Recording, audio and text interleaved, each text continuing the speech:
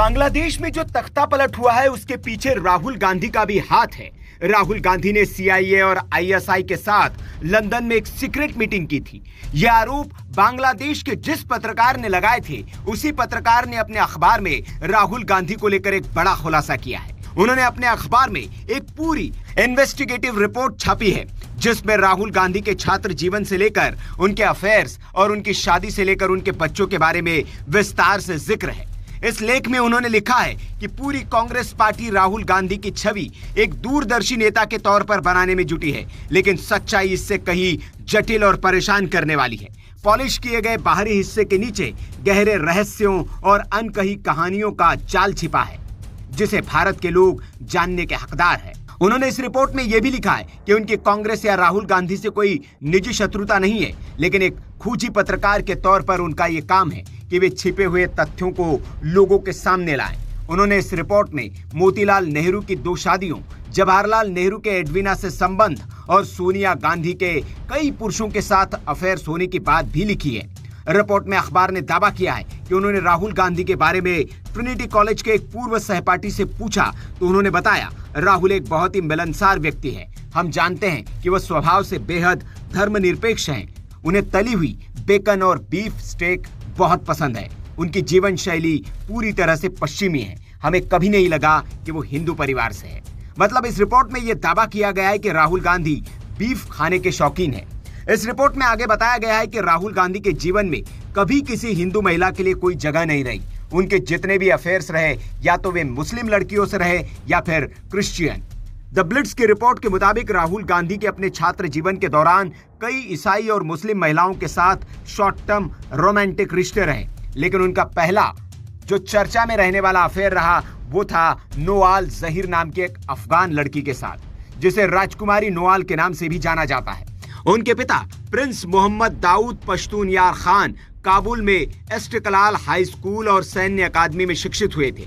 उन्हें रॉयल अफगान वायुसेना में दूसरे लेफ्टिनेंट के रूप में नियुक्त किया गया था और बाद में वे नागरिक उड्डयन पायलट बन गए। राजकुमारी नोआल की मां राजकुमारी फातिमा बेगम, उन्हें फातिमा अरेफ जहर के नाम से भी जाना जाता है। उन्होंने 2005 से रोम में अफगान दूतावास में प्रथम सचिव, प्रोटोकॉल, वित्तीय मामले और जनसंपर्क के रूप में कार्य किया और बाद में रोम अफगान प्रभारी डी अफेयर के रूप में कार्य किया। वे 2007 में यूएसएसआर में पूर्व अफगान राजदूत जनरल सरदार मोहम्मद अरेफ खान की बेटी है। रिपोर्ट में यह भी दावा किया गया है कि इस अफेयर से जुड़े खबर आई टाइम्स ने भी प्रकाशित की थी, लेकिन उसे संदेहास्पद तौर पर हटा दिया गया। इस तरह द संडे गार्जियन से भी 2012 में प्रकाशित ऐसी एक दूसरी रिपोर्ट को भी हटा दिया गया है।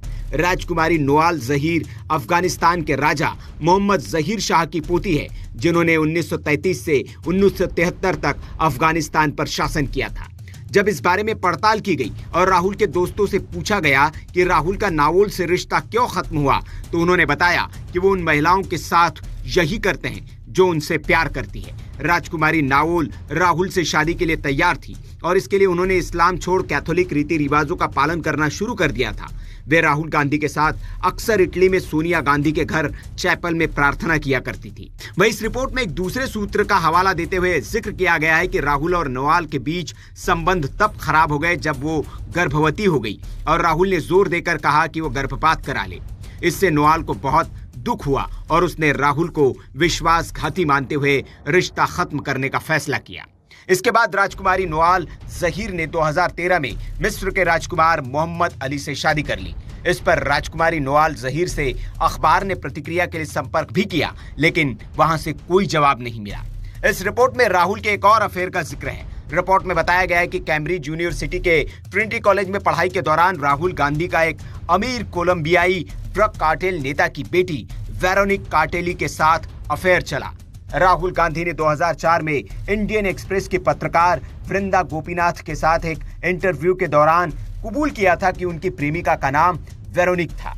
हालांकि उन्होंने भ्रामक रूप से उसे स्पेनिश मूल की और पेशे से एक आर्किटेक्ट बताया था। वेरोनिक कार्टेली को सार्वजनिक तौर पर राहुल गांधी के साथ तब देखा गया था जब वे 1998 में अपनी मां की पहली रैली के लिए दिल्ली आए थे।